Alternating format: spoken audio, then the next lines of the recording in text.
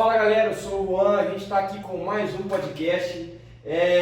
Pastor Marquinho você já conhece, já esteve com a gente aqui no primeiro podcast e hoje nós temos um convidado ilustre aqui, o pastor Arthur, já foi dessa casa, é um cara muito querido aqui que vai conversar com a gente hoje num formato um pouco diferente. Geralmente a gente faz as perguntas, né, e os convidados respondem, mas hoje a gente vai trocar uma ideia no sentido de um bate-papo normal, né? Vamos dar essa visão. E o tema de hoje é a lição do ladrão na cruz. Como você está vivendo a sua vida? E lá em Lucas 23, 39, a gente vai ouvir falar sobre esses ladrões. Eles estavam na cruz, foram crucificados, os dois, um à direita e outro à esquerda de Cristo.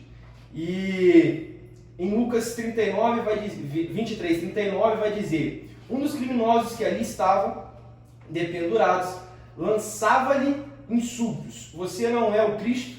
Salve-se a si mesmo e a nós. Mas o outro criminoso o repreendeu, dizendo: você não teme a Deus, nem estando sobre a mesma sentença? Nós estamos sendo punidos com justiça, porque estamos recebendo o que os nossos atos merecem.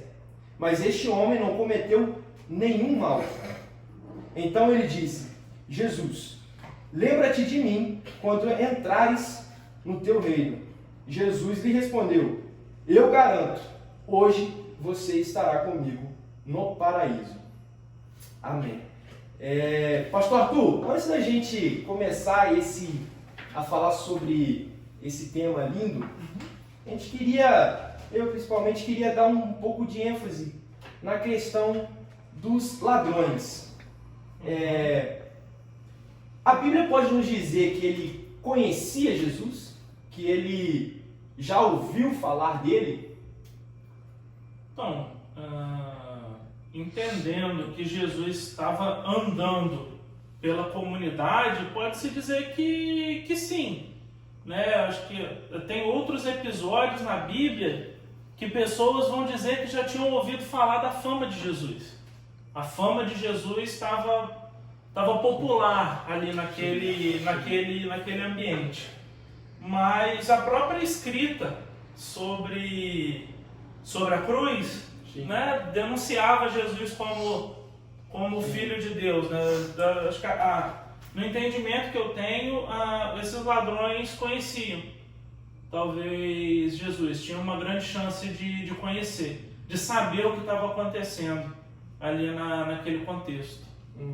Tem uma grande possibilidade de conhecer, saberem sim. Sim, de fato.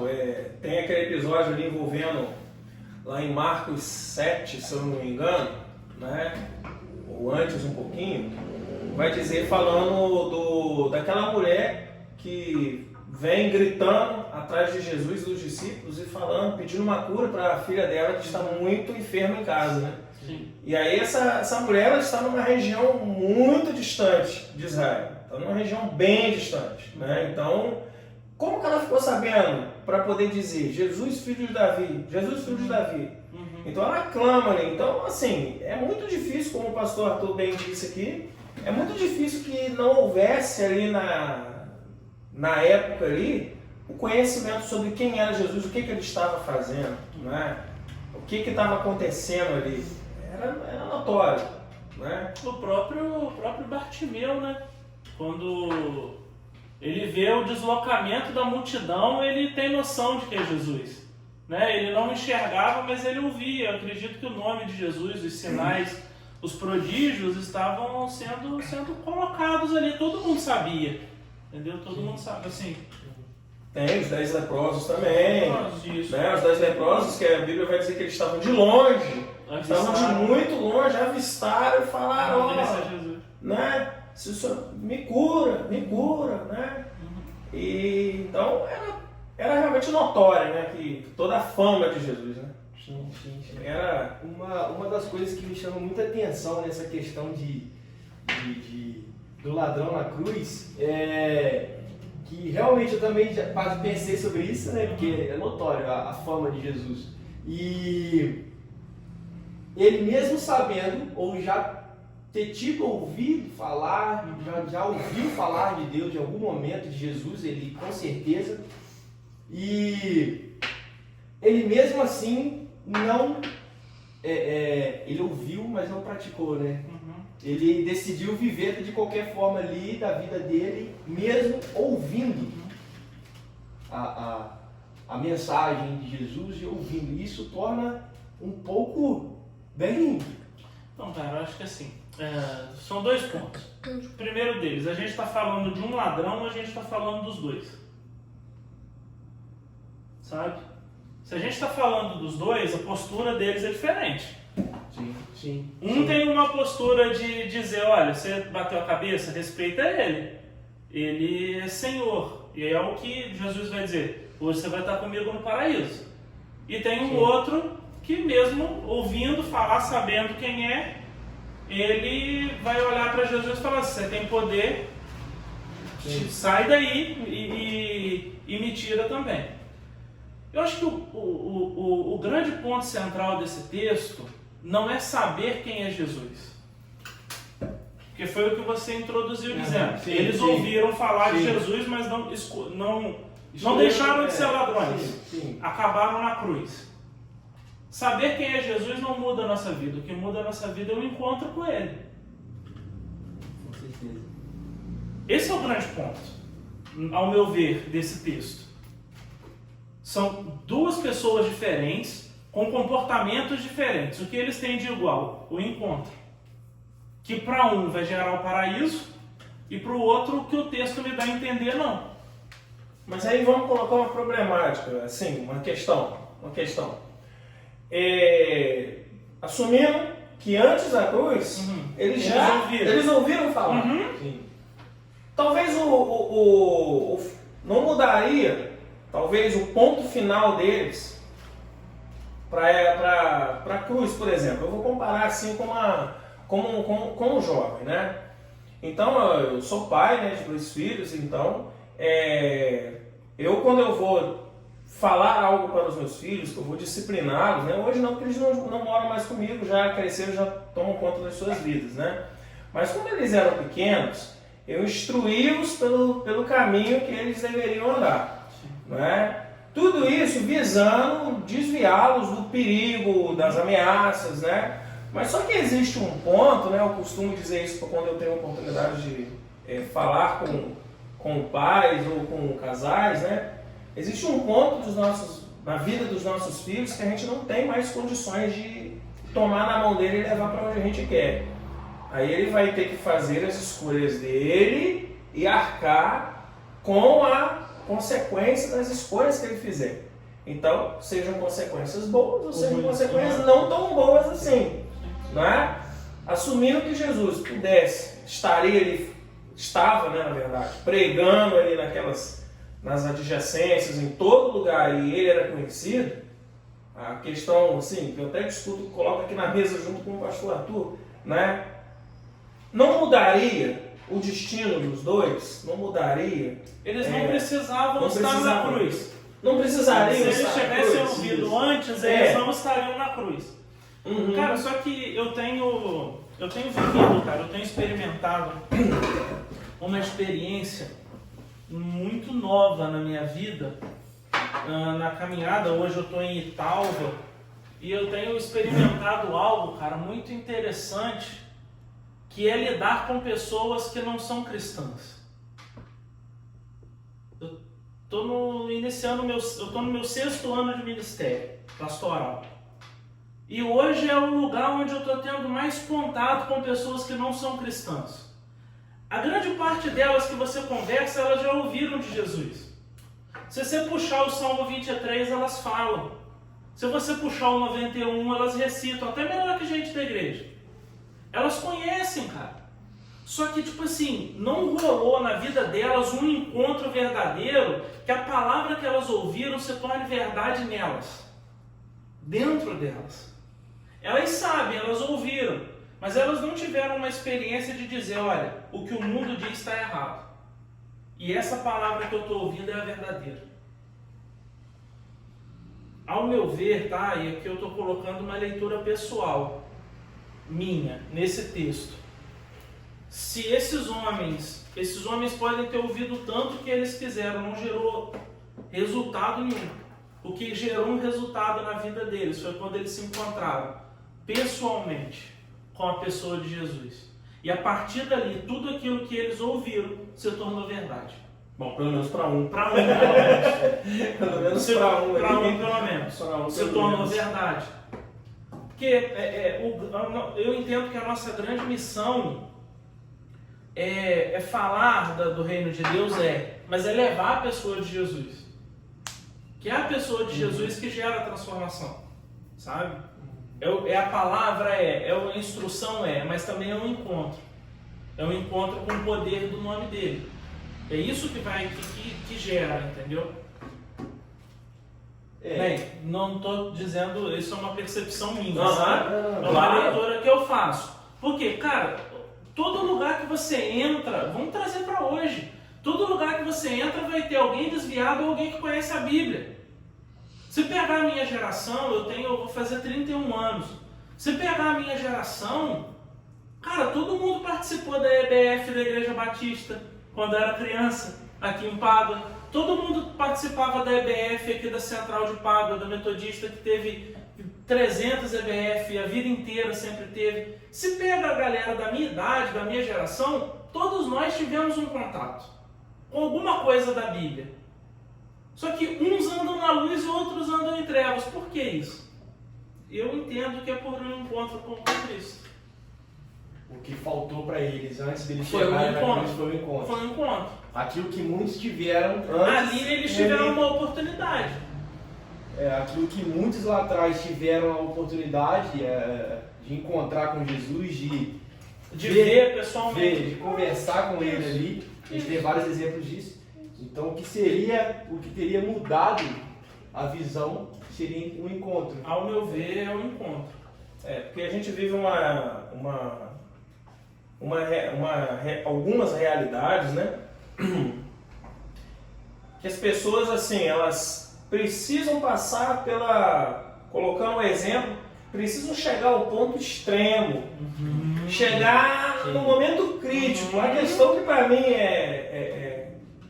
muito causa inquietação é porque minimamente, como você disse, né? Seja o não crente, seja o crente, seja o ateu, seja quem for, minimamente sabe que Jesus é alguém bom. Sim. Minimamente sabe que... Essa premissa todo mundo tem, é verdade universal.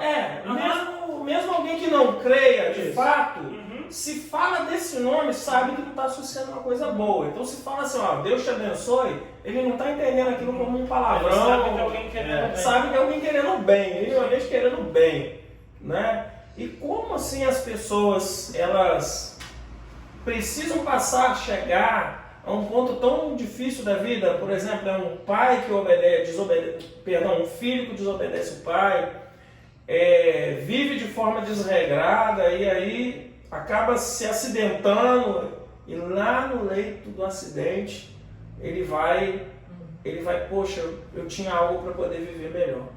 Eu tinha algo melhor para viver. Ele acaba olhando para outra coisa, né? É complicado. Talvez, não sei, olhando para o ladrão da cruz ali, né? O exemplo do ladrão. Poxa, ele estava com o coração tão entregue ali, né? Poxa, me lembra de mim. Quem sabe ali depois da palavra de Jesus, ele pensava assim, né?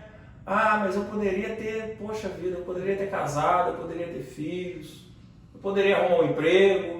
Eu poderia fazer tanta coisa, mas hoje eu vou morrer. E a Bíblia ela nos dá a questão de que os dois, no início, assim que eles foram crucificados, os dois ladrões, eles zombavam de Deus no início. Lá em Mateus 27:44 fala que os dois zombaram dele. E aí que é nítido essa questão de encontro. Os dois os três, né, na mesma sentença, e os dois ladrões zombando de Jesus, mas por ter o encontro, um deles resolveu, foi tratado de uma maneira diferente. Um deles, esse cara é diferente. Aí que vem também essa visão de que, bom, eu entendo assim, e que, pô, eu poderia ter vivido a minha vida totalmente diferente, porque lá atrás eu ouvi. Eu tinha até destacado aqui também a diferença entre você somente ouvir e você ouvir e viver. O Marco Antônio fala muito desse texto. Muitas vezes que a gente conversou, ele já falou sobre esse texto, que é o final do Sermão do Monte.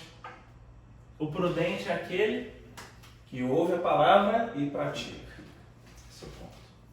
Mas a prática da palavra na nossa vida, eu volto a afirmar, e espero não estar sendo chato com isso, mas a prática só vem quando a gente tem um encontro com a pessoa de Cristo. Com certeza.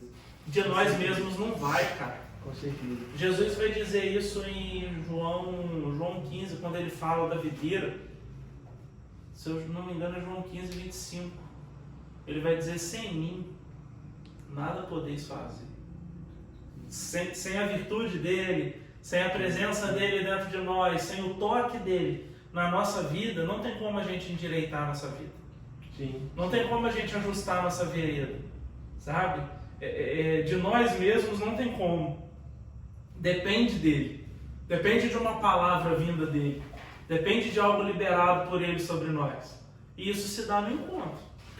Mas a pessoa dele. Mas uma questão que eu vejo, né, que falando de jovem, né, o mundo assim prega, o que ele prega, né? Prega liberdade, né? Nós temos liberdade de expressão, nós temos liberdade de agir, nós temos liberdade de vestir. Tudo é livre. Tudo é livre, né? Então essa liberdade é que talvez, né, assumindo esse termo, né, de uma forma geral, né, principalmente o jovem, né, ele fica seduzido, ele se seduz, ele se deixa seduzir por isso.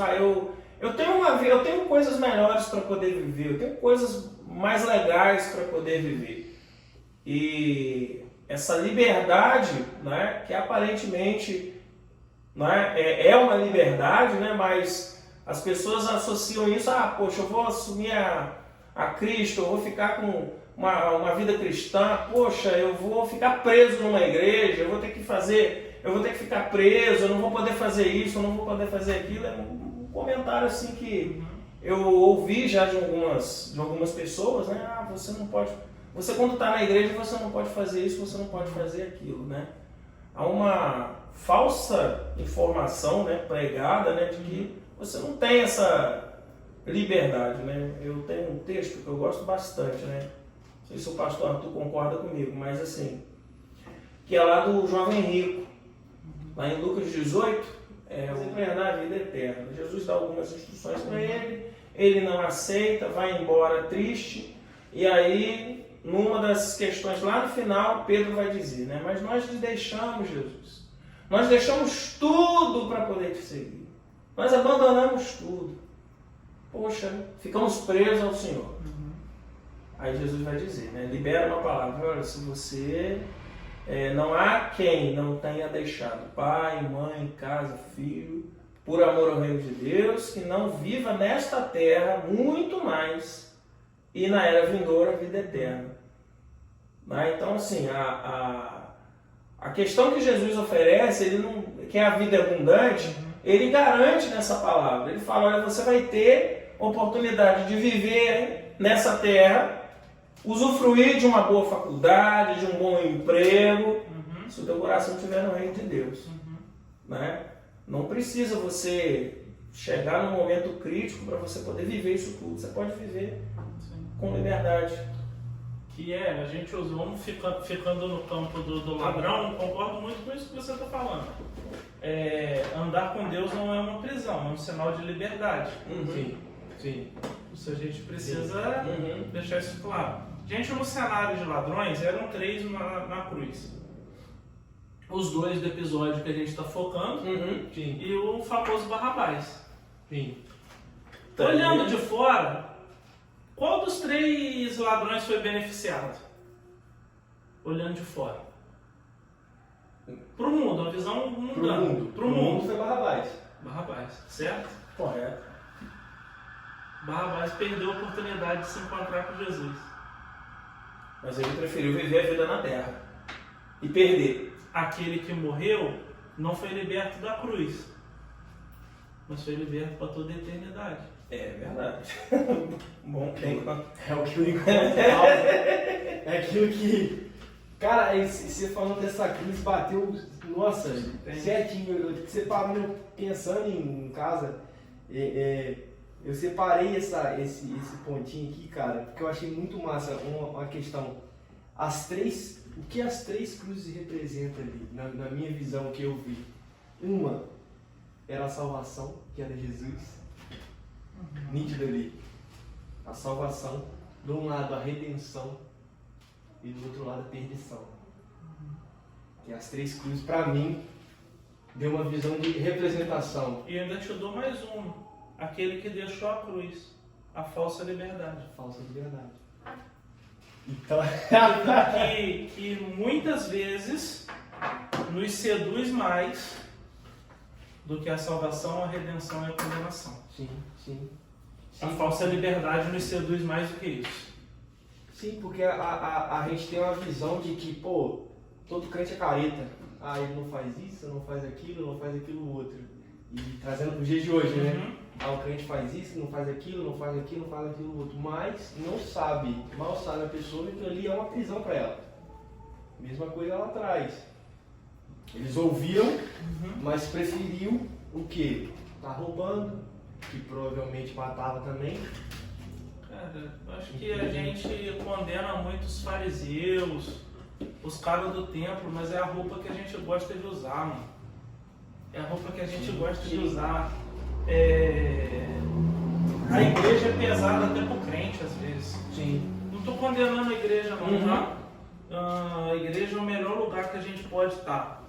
A igreja, ela é o abraço de Deus pro mundo. A igreja é uma porta de esperança, é um lugar de salvação. Foi onde eu recebi a minha vida de volta. Foi na igreja, é o melhor lugar que a gente pode estar. Só que às vezes a gente está no mundo, a gente acha a igreja careta. Quando a gente vem pro lado de cá, a gente não consegue olhar com amor para quem está lá fora, sabe? É que te dá no cravo e dá na ferradura. A gente, como às vezes salvos por Cristo, a gente não vive como liberto. Sim. Sabe? Esse é uma complicação. Jesus é vida, cara. Jesus é liberdade. Jesus é alegria, sabe? É isso que a gente precisa começar a entender.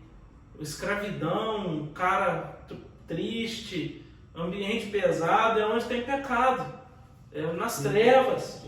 É um lugar onde há Jesus, a liberdade, a cura, a restauração, a liberdade. Mano. Acho que a gente precisa entender isso, que não é libertinagem, onde vale tudo, pode tudo. Eu sou movido pelo desejo do meu coração. Isso aí vai dar ruim, vai dar errado. Mas, cara, viver a liberdade que Cristo gera, é isso que Ele nos chamou para viver, sabe? É isso que Ele escolheu pra gente. E a gente consegue viver isso, cara. Consegue viver isso. E essa sim é uma liberdade, né? Sim, não é uma falsa liberdade. Uma falsa liberdade. E olhando de fora, cara, o agraciado dessa parada foi Barrabás. Foi. Ou tiraram ele e Jesus ainda pegou a cruz dele ainda. Na boa. Na boa. Mas na verdade aquele que recebeu a perfeita recompensa morreu também, cara. Morreu do lado de Jesus. Sim. Morreu do lado de Jesus. Ele estava preso humanamente, fisicamente preso. Condenado. Mas ele recebeu redenção. Na época da minha conversão, em 5 de agosto de 2008, eu guardo a data, faço questão de mencionar a data, né? Eu tinha uma vida que era uma vida de liberdade mesmo, né? Antes da conversão, né? Uma vida de muita liberdade, mas como o pastor colocou aqui, era uma vida de uma falsa liberdade. Mas eu tinha muita gente, muito colega, muito amigo, tinha muito também problema com o alcoolismo também, eu era alcoólatra também, então tinha uma dependência do álcool tremenda. Então vivia uma vida ao mesmo tempo cheia de amigos, mas uma vida muito também precária, saúde precária, E muita dor nesse sentido. Mas ainda assim se sentia livre. Mas ainda assim eu estava livre. Até o dia 5 de agosto. Né? E como Jesus fala, né? A gente precisa negar a cruz, né? Tomar a cruz, perdão, negar a si mesmo e seguir. Eu resolvi trilhar esse caminho. E aqueles colegas que eu tinha, né? Aquelas amizades, os hábitos foram ficando todos para trás. E eu, em algum momento, né? Talvez esse seja um dilema de um novo convertido, né? Eu olho e começo a ficar preocupado. Meu Deus, mas eu estou perdendo muita coisa, né? Nessa vida, eu estou perdendo muita coisa. Mas aí é quando a gente perde, é que a gente não perde, a gente na verdade ganha, né? A gente está ganhando, quando a gente perde, se ganha, a gente está ganhando vida. Então, na verdade, eu não estava perdendo, na verdade eu estava ganhando vida, né? Na verdade eu não estava ficando preso, na verdade eu estava ganhando liberdade, né? Hoje eu tenho a oportunidade, né, eu tive a liberdade, né, eu não tenho dúvida nenhuma, né, de que se eu não tivesse encontrado o Evangelho, né, se eu não tivesse encontrado com Jesus, né, eu não estaria vivo aqui hoje. Tenho absolutamente certeza disso. Não estaria vivo hoje. Não estaria vivo.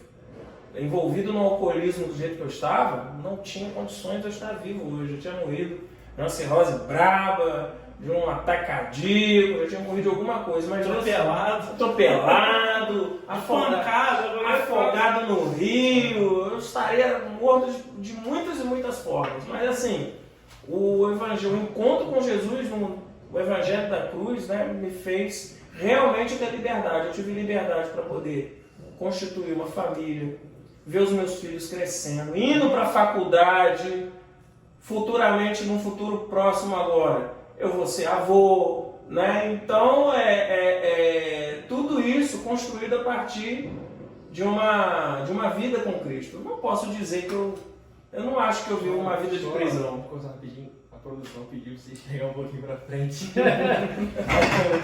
Pode continuar. A produção é tremenda. Pode continuar o que você estava falando. Então, eu não posso dizer que eu vivo uma vida de prisão, né? Que acho que é uma grande questão, né?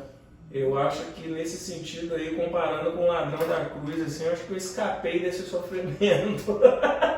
Eu não precisei chegar no extremo. Porque teve um encontro, não foi só de ouvir falar, né? Teve, como o pastor Arthur falou, teve um encontro, né? Ao longo do caminho, muitas pessoas se encontraram com o próprio Jesus, né? Ao longo do caminho, para quem quis, né? Sim. Ele estava lá. Ele estava disponível, tanto que a pessoa vinha chamando, vinha... Cara, e hoje a gente tem a gente falando dessa questão do ouvir, do se encontrar. Cara, onde você quiser ouvir de Deus, você vai ouvir. Aonde você quiser, a hora que você quiser, você abre um podcast, você vê um vídeo no YouTube, cada esquina tem uma igreja. E a gente tem visto as pessoas sedentas por ouvir a palavra. Mas a gente não tem visto, uma leitura que eu faço. A mesma disposição que as pessoas têm para ouvir não é a mesma disposição que as pessoas têm para mudar.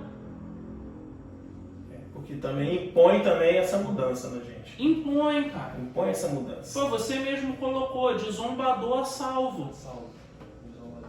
De zombador a salvo. Sem mudar de lugar. Ele estava preso na cruz zombando. Ele estava preso na cruz sendo salvo. No mesmo lugar, a mentalidade, a visão dele mudou. No mesmo lugar. E também é um outro ponto que a gente precisa cuidar no nosso coração. Para mudar a nossa visão, nem sempre é preciso sair do lugar que a gente está. É um ajuste interno. É um ajuste interior. Que o encontro com Cristo gera. Esse ajuste interior. Sabe? Senão, cara, a gente tenta mudar externamente, a gente tenta mudar de várias outras maneiras, mas não acaba não ajustando o que precisa ser ajustado. Que é o nosso interior. É o nosso interior. Vai a pessoa querer fazer isso, né? Porque Sim. ouvir, vai ouvir. Sim. Não tem como você não ouvir hoje sobre Jesus, não tem como você não ouvir sobre Deus. O que muda é se você quer mesmo realmente trazer isso para dentro de você. Exatamente. Aí eu lembro de vocês lembram de uma situação, né? Aí eu vou dar spoiler, não tem jeito que eu preciso contar a nível de testemunho, até porque hoje em dia isso não funciona mais, né? porque você já vai saber, né? Eu vou contar. Mas teve uma vez que eu nessa pegada que vocês estão falando aí, teve uma vez que eu fui fazer um culto evangelístico, né? Eu fui pregar nesse culto. Aí eu peguei, dobrei uma nota de R$10 e joguei no chão na roda e disse: quem quiser pode pegar a nota para você. E comecei a pregar.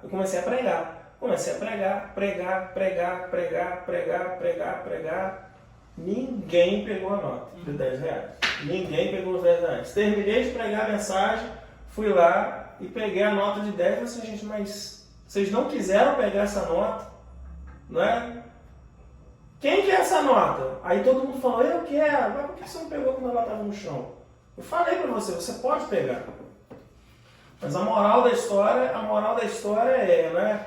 As pessoas parecem desconfiar de Jesus. Poxa, mas é tão fácil assim, né? É tão fácil, tá ali, tá de graça, eu não precisei fazer nada. Eu vou pegar isso aqui? Não, tá errado isso aí. Eu achei assim bem interessante, né? Porque as pessoas parecem não acreditar que aquilo ali é verdade. Eu posso realmente viver uma vida assim, uma vida plena? Eu posso realmente usufruir disso tudo? Né? Não me parece ser algo confiável, não. Não me parece ser algo que eu possa usufruir disso, não. Sim. Né? Eu usei esse exemplo porque, poxa, as pessoas falam assim: será? Essa nota deve ser falsa. A pessoa lá depois pegou e falou para mim: poxa, eu achei que fosse uma nota falsa. Não, minha irmã, é uma nota verdadeira mesmo. Porque o que eu estava pregando também era um evangelho verdadeiro também. Sim. Né? É algo verdadeiro mesmo. As pessoas parecem às vezes não acreditar, mas perdem uma oportunidade, né, de pegar algo valioso. Essa questão também, será que está ligada à questão da pregação? Porque hoje, em alguns aspectos, o pessoal olha para a igreja e olha para o cristão com outro olhar, né? Pô, os caras falam isso, faz isso, mas não é isso tudo. Né? Justamente por essa questão de não aceitar viver realmente o evangelho genuíno. Esse problema não é novo. Eu preguei esse texto na igreja esses dias sobre Jesus. Os discípulos de Jesus comem sem lavar as mãos. A galera do templo vem para combater Jesus, para falar: olha, seus discípulos não cumprem a lei e tal. E Jesus vai dizer: olha, contamina o homem não é o que entra, mas é o que sai. Vocês me honram com os lábios de vocês, mas o coração está longe. Sim. Vocês deviam cuidar do coração de vocês. Sim. Do coração onde vem os adultérios, onde vem a mentira, onde vem a calúnia, onde vem os maus pensamentos. É do coração que vem essas coisas. Então, assim, é complicado às vezes a gente falar algumas coisas, mas se não houver, cara, uma mudança interna, uma mudança de coração, a gente continua patinando, cara. A gente continua patinando. A gente não consegue servir a Cristo de uma forma verdadeira. Não vai. Se não houver uma mudança de coração, a gente vai continuar na igreja não sendo sal do mundo. A gente vai continuar na igreja não sendo luz. Sim. Não, a gente vai continuar patinando, sabe? Esse texto do ladrão da cruz fala muito de um evangelismo, de um posicionamento de Jesus para ganhar alguém. Na verdade, para ganhar o mundo, para ganhar a humanidade. Fala disso. Jesus só consegue fazer isso por quê? Porque o coração dele é totalmente entregue ao propósito do Pai. Sim. Quando perguntam para Jesus: cara, qual que é o teu propósito de vida? Ele: fazer a vontade. O meu pão o meu pão, o meu alimento é fazer a vontade do meu Pai. Quando eu estou fazendo a vontade do meu Pai, eu estou sendo alimentado. Quando eu tenho fome, o que eu faço? A vontade do meu Pai para ser alimentado.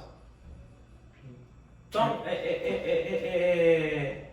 a gente quer que todo mundo se salve. A gente quer ganhar o mundo todo. Esse é o nosso chamado. Esse é o nosso objetivo. Mas para isso eu preciso me salvar primeiro. Sim. Sim. E dentro desse contexto a gente precisa olhar e ver qual ladrão que a gente é. Sabe? Que eu sei quem é Jesus, mas a esperança que ele me tira é ele da cruz. Eu sou aquele que estou vivendo a falsa liberdade ou eu sou aquele que estou aceitando exatamente o que vem dele? Sim, sim, sim. E isso não só para aqueles que não caminham, mas para nós que já caminhamos. Sim. Que já caminhamos. Sim. Sim. As expectativas também diante daquilo de quem é o Senhor também, né? Pode também fazer a gente patinar também, né? Eu lembro lá no Evangelho de Lucas, né? Acho que é lá no capítulo 9, né? Vai dizer que um camarada encontra com ele e fala assim: Senhor, eu vou te seguir para onde você quiser, para onde você for. E aí ele fala: ó, eu não tenho nem aonde cair morto. Eu não tenho nem para onde ir, meu filho. Ó, você vê lá onde você quer. Eu acredito que essa fala de Jesus assustou, né? Claro que não foi isso, eu estou contextualizando, estou trazendo uma contextualização, mas assim, as raposas têm covil, os pássaros têm ninho, mas o filho do homem não tem onde reclinar a cabeça, né? E aí ele vira para outro e vai dizer assim: vem comigo. Um se oferece, O outro é convidado. o outro é convidado. Quem é convidado dá uma desculpa. Ele vai falar assim: ah, Senhor, deixa eu ir lá primeiro resolver meu problema lá em casa, enterrar meu pai. Né? A gente sabe que o pai dele não estava morto, né? Na verdade ele estava esperando o pai dele entrar nos dias, falecer para depois vir seguir o Evangelho. E ao outro ele vai falar: ah, Senhor, eu vou te seguir para onde você for. Ó, quem lança a mão no arado e olha para trás não é digno de entrar no reino de Deus. Então a gente vê pessoas ali com expectativas diferentes sobre o servir ao reino. Nenhuma delas, né, estava querendo colocar o reino como Jesus, o viver a Cristo, né, como prioridade. Sim. Os próprios ladrões, né? Um vai olhar e falar assim: você é o filho de Deus? Se salva e me salva. Sim. O outro vai dizer: Senhor, quando entrares no teu reino. É a visão. Só um minuto.